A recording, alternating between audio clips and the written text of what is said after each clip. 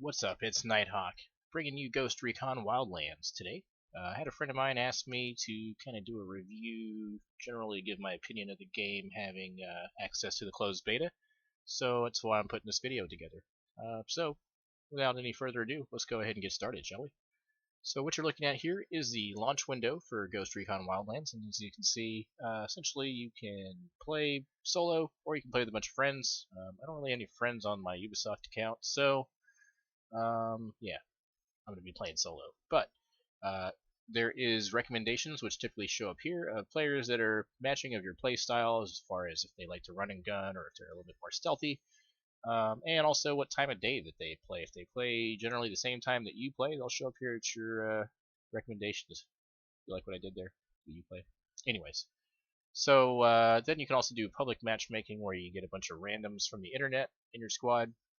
You can also just invite your friends. You can see there's any ghosts if there's a recommendations they'd show down here. Your friends, of course, task force members, so I believe you can create a task force. Any recent ghosts, and of course anybody that you've banned. So we're going to do solo, so let's just go ahead and launch this thing. And I'll go ahead and demonstrate some of the different features in the game. I'm not going to really go too in-depth with the gameplay. Just kind of more want to highlight and overview what all is in the game and different things that I like about it. And then we'll do a little test mission. I'm just not really sure what the hell I'm going to do, so that should be interesting. You can see here there's different hints that they show you in the loading screens, which is kind of nice. I don't know how you're supposed to browse through them because you don't really have a mouse cursor. Maybe the arrow keys. Oh, yeah, arrow keys seem to do it. So there you go. There's different hints in the game. You can scroll through. Looks like 90 different hints. Cool. So we are loaded, right? It says 100%. This game, of course, is a GameWorks development, so it's been partnered with NVIDIA, or Ubisoft had partnered with NVIDIA. So there's quite a few optimizations that take advantage of NVIDIA hardware. It's actually one of the reasons I got the closed beta was from NVIDIA GeForce Experience. However, I am playing this on my gaming PC, which is using AMD hardware, the AMD Fury X graphics cards.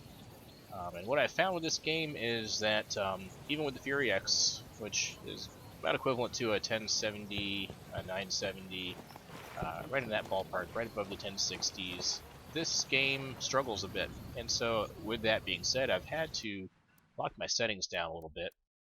And here's what I've done to basically make the game playable. So basically, I have it running at 1080, full screen with a 60 Hz refresh rate, of course, on the monitor. VSync is off. I do have a frame rate limit set at 30 FPS. Yeah, I know, it's console performance, but that allows me to get stable frames. Otherwise, it will fluctuate highly between 60 and 40-ish, depending on the level of details on the map and basically where you're looking. But this allows me to basically take the high settings and then turn on hardware-based ambient occlusion. It also allows me to basically have everything else turned on, like lens flare, subsurface scattering, guide rays, bloom, depth of field, motion blur, vegetarian quality, terrain quality, shadow quality, all on high, anisotropic filtering on 4, and everything else on high. And it seems to be fairly stable and playable, even if it's only 30 FPS. I don't get any screen tear because my monitor is refreshing at 60, so it's playable. And it's not competitive multiplayer, so I'm okay with this. Anyhow, as you can see, it's pretty stable. So let's go ahead and see what we can do here. So you can see we have our tactical map.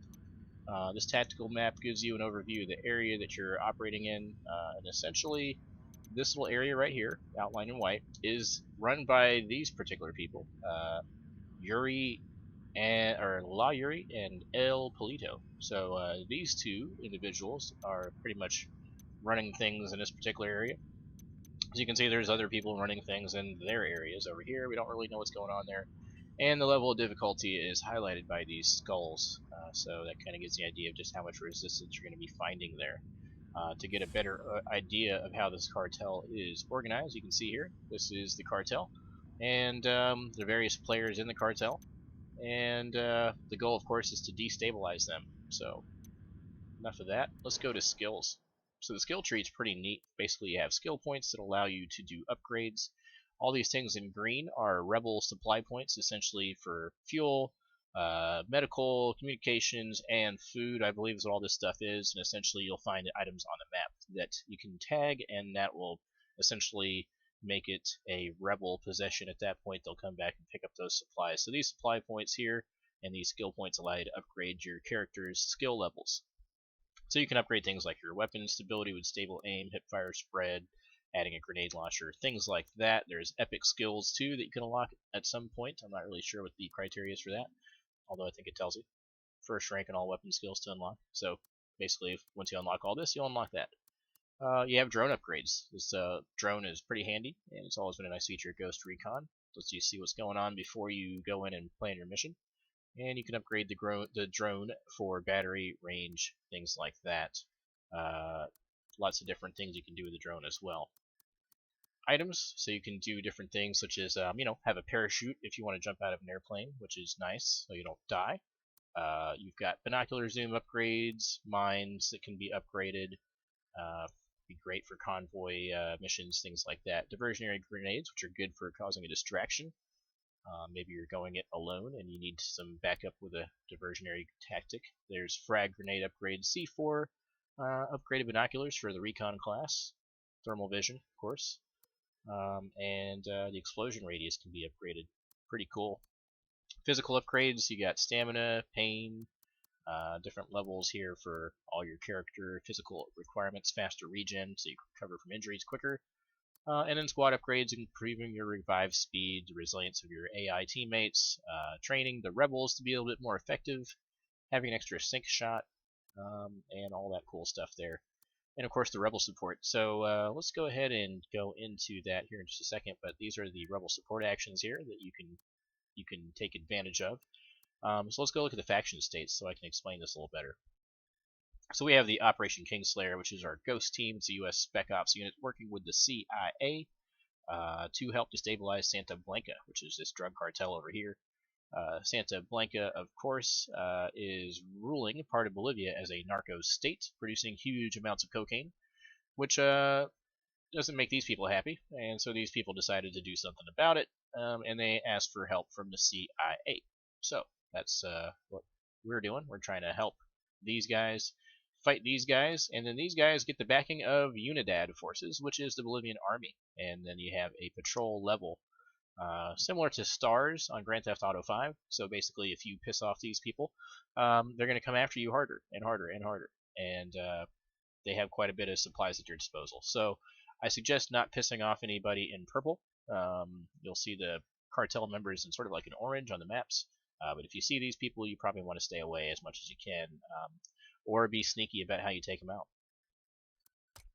The loadout, probably the best part about Ghost Recon, in my opinion. Always been a nice feature of Ghost Recon, and something that I appreciate is that the weapons are all mil-spec, so you have actual designation numbers for the models, and actual attachments for the weapons based on the type of weapon, so that's pretty cool. We also have a primary and secondary weapon class, so if I want to, example, increase my range, I can switch to a sniper rifle. I could also go support class or shotgun, whatever I want basically, and I can load up my kit however I like, whichever weapon I want as a primary, whichever weapon I want as a secondary. I can set up for pretty much any scenario, and there's quite a bit of stuff here. Like, seriously, that's a lot of stuff. Of course, you have your handguns, drone equipment, different things like that. Now, let's go in a little bit deeper, and we'll take a look at editing or customizing the parts. We can go to our gunsmith here, and so this is pretty cool. So you have basically your weapon model, and in the weapon model you have different parts. So we can take, for example, the stock, we can take the scope, the trigger, the magazine, the underbarrel, the rail, barrel, muzzle. We can change all this stuff, and you can also add a unique color scheme if you wanted to. I think if you just wanted to change the color of one particular component, you could do that. The other cool thing that we're going to show is so we have the ability to preview the weapon once we've kitted it all out the way we want, and you can see pretty accurate weapon models here. I mean, They're really detailed, really accurate. I mean, right down to the gas piston right here. I mean, that's pretty cool. We also have paint presets. Now, this is a pretty cool feature.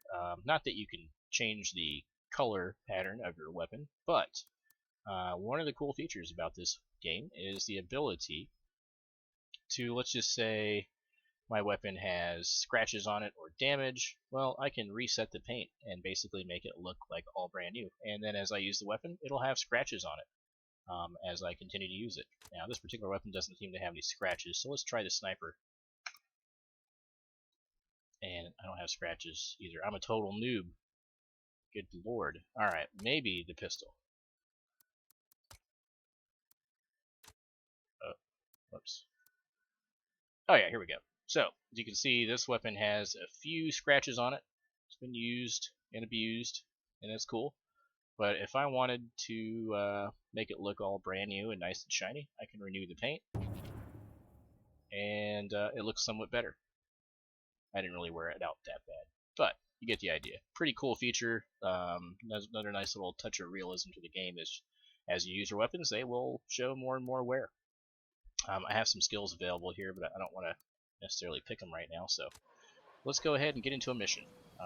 Let's find something to do. What can we do here? There's helicopters, airplanes everywhere here. So let's go ahead and grab a helicopter. Now, I think this one's going to be difficult, so let's try to grab that one. Or is that one in the air? Oh no, it's not. Alright, let's go find it.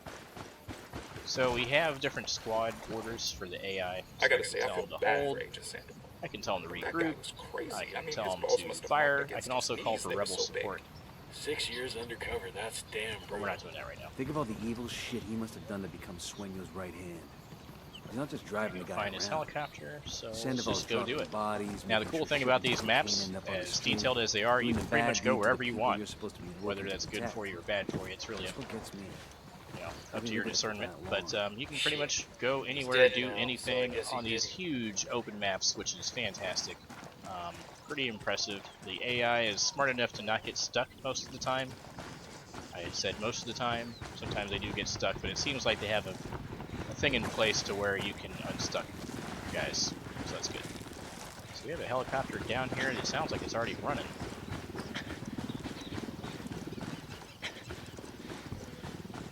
Maybe not. Heads up, hostiles in the area. We got hostiles in the area.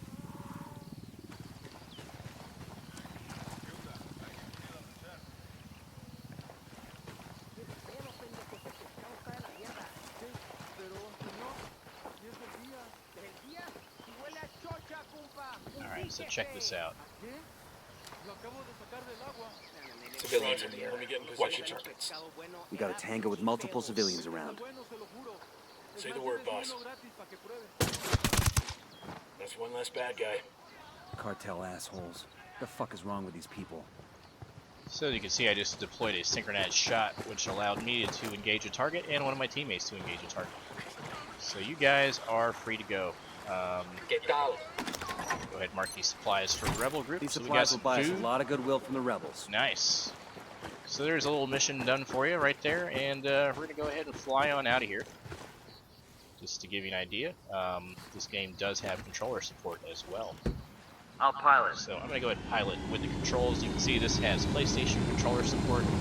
I'm pretty sure it's got Xbox controller support as well. I usually use an Xbox 360 emulator, so I can use my PlayStation controller, but no need here. So anyways, let's just go ahead and try and fly on out of here.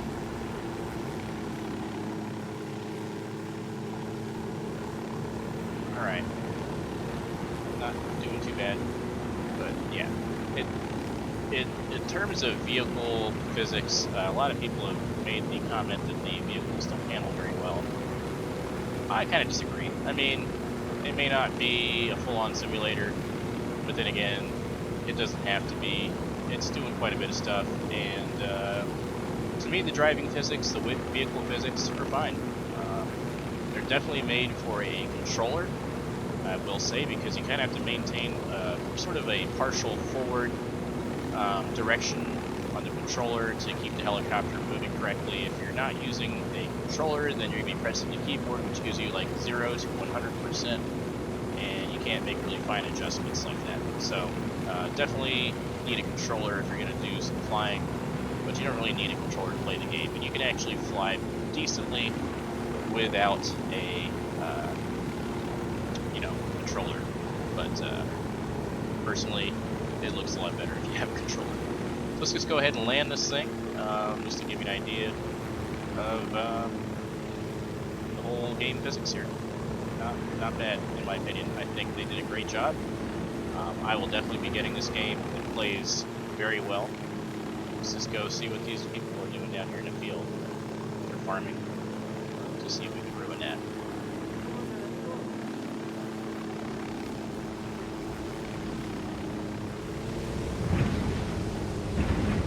Go. Alright, well, that is it, folks. I appreciate you watching, and I'll just let my friends know I will definitely be getting this game. It's fun whether you're playing it single player, even more fun if you're playing with a group, and it looks fantastic. I think it's really true to Ghost Recon's, but taking it in a new direction at the same time. So anyways, that's all for now. Appreciate you guys watching, and we'll see you next time.